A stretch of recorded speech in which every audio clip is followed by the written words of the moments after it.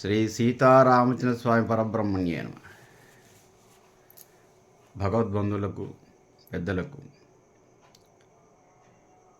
కార్తీక మాసోత్సవ శుభోదయం. ఈ రోజున కార్తీక బహుళ చతుర్దశి. కార్తీక మాసంలో 29వ రోజులో ఉన్నాం. దీన్ని మాస శివరాత్రి అని కూడా అంటారు. మహాశివరాత్రికి ఎంత ప్రాధాన్యత ఉందో మాస శివరాత్రికి కూడా అంతే ప్రాధాన్యత ఉంది. పెద్ద పెద్ద శైవాలయాల్లో ఈ రోజున స్వామివారికి అంటే శివుడికి కళ్యాణోత్సవం చేస్తారు. అంటే ప్రతి మాసం కూడా ఒక మాస కళ్యాణం జరుగుతుంది ప్రత్యేకంగా. ప్రతిరోజు కూడా నిత్య కళ్యాణం చేసే ఆలయాలు కూడా ఉన్నాయి. ఈ రోజున ప్రత్యేకంగా చేస్తారు. అందులో కార్తీక మాసంలో బహుళ చతుర్దశి రోజున ప్రత్యేకమైన కళ్యాణోత్సవం చేస్తారు.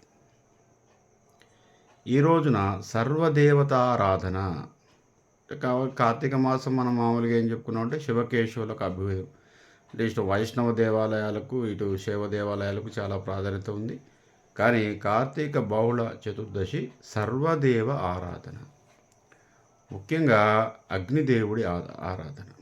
అంటే కృత్తికా నక్షత్రాన్ని అగ్ని నక్షత్రం అంటారు.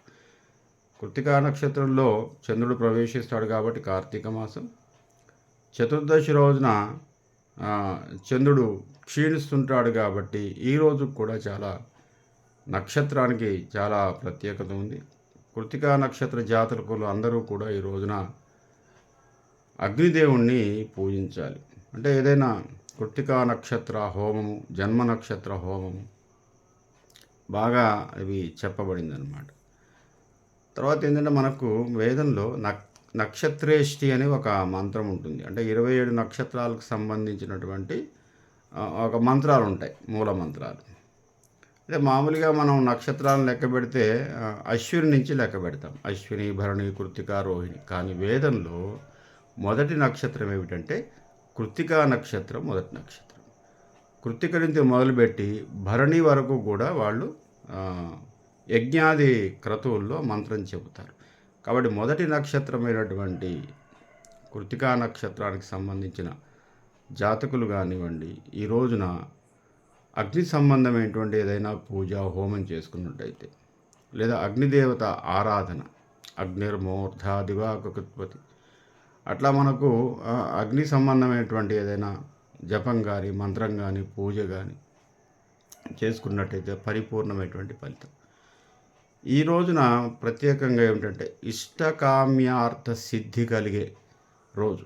అంటే మనకు ఈ 30 రోజులు కూడా ఏది ఉద్దేశించి మనం ఈ వ్రతం చేస్తున్నాము, కార్తీక మాస వ్రతం, ఈ వ్రతం అంతా సిద్ధించే రోజు ఈరోజు కార్తీక బహుళ చతుర్దశి. రేపు అమావాస్య ఉంది. ఈ రోజున మనకు తిథిద్వయం, అంటే చతుర్దశి ఉంది, ప్రాతకాలంలో ఉంది కాబట్టి చతుర్దశి. తర్వాత మనకు 10 గంటల నుంచి అమావాస్య కూడా ఉంది. కానీ అమావాస్య ఆచరించేది మాత్రం రేపు, ఎందుకంటే రేపు ప్రాతకాలంలో ఉంటుంది కాబట్టి, బ్రహ్మకాలంలో ఉంటుంది కాబట్టి రేపు అమావాస్య. అయితే మిగతా ఉత్తర కర్మల్లో మాత్రం అమావాస్య ఈరోజే. అంటే మామూలుగా ఆబ్దికాదులు పెట్టుకునేది మాత్రం ఈరోజు అమావాస్య ఆబ్దికాదులు. కానీ మన కార్తీక మాసం మాత్రం రేపటితో ముగుస్తుంది. రేపు సాయంత్రం మనం ఉద్యాపన చెప్పుకోవచ్చు, ఎందుకంటే పాడ్యం ప్రవేశిస్తుంది కాబట్టి ఉద్యాపన చెప్పుకోవచ్చు.